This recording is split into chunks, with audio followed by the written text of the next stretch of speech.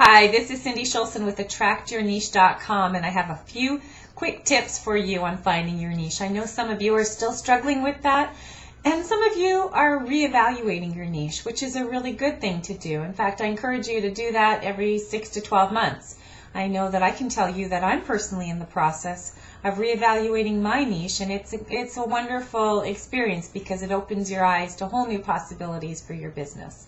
So for those of you who are at this place where you are struggling to really refine your niche, or you're starting from scratch and you're just looking to find it to begin with, let me just clarify 2 quick tips for you. First of all, let's define it real quick. If you've been following me for any time at all, you've heard this from me before, but let me repeat it. Your niche is 2 components, your who and your what. Your who is your target market, and your what is the solution that you provide for them. Now, one of the tips I want to share with you has to do with understanding what we really mean by solution. A lot of people kind of think that your solution might be your service or your product, and that's really not the case. Let's take coaches for an example.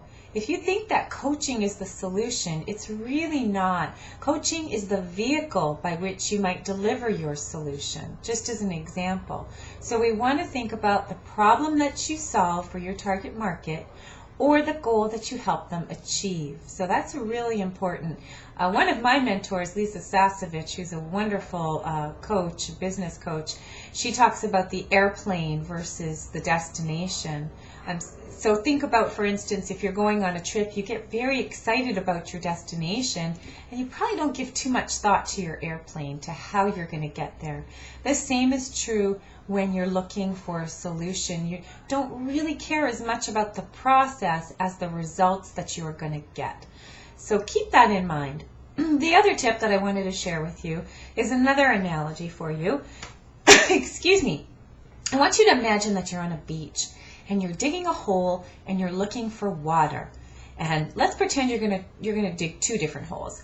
One hole is going to be a very narrow hole, and you're going to take your shovel and you're going to dig, and you're going to go deep. And chances are you're going to find water fairly quickly, versus the other hole where you're going to take your shovel and you're going to dig in a big circle. You're not going to go as deep, but you're going to try to cover many, many bases. You're going to try to cover a bigger surface area.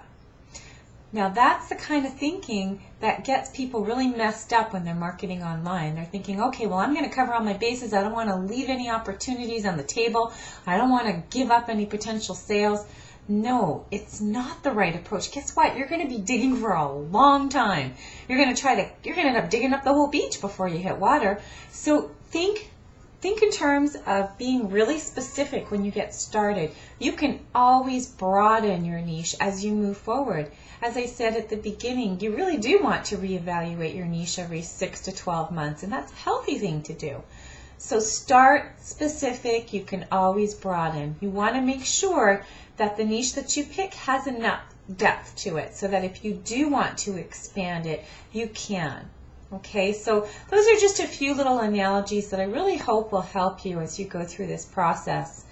Again, my name is Cindy Schulson with attractyourniche.com, and I will talk to you soon. Take care.